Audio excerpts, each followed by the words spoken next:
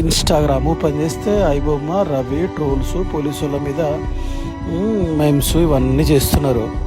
కానీ ఒక్కటే గుర్తుపెట్టుకోవాలి, పోలీసు వాళ్ళు ఆల్రెడీ చెప్తున్నారు మెమ్స్ చేయొద్దని. మీరు చేసి వాళ్ళు మీ మీద ఫోకస్ చేసి మిమ్మల్ని పట్టుకోవాలంటే 2 నిమిషాల పని కాదు. వాళ్ళు ఫోకస్ చేస్తారు. ఎక్కడో వెస్టిండీస్లో దాచుకున్న పిలిపించి పట్టుకున్నారు. అర్థమవుతుందా? మిమ్మల్ని పట్టుకొని లోపలేస్తే నీ పిల్లలు నీ తల్లిదండ్రులు పోలీస్ స్టేషన్ల ముందు పోలీసు వాళ్ళని బతలాడుకుంటూ తిరగాలి. అర్థమైందా?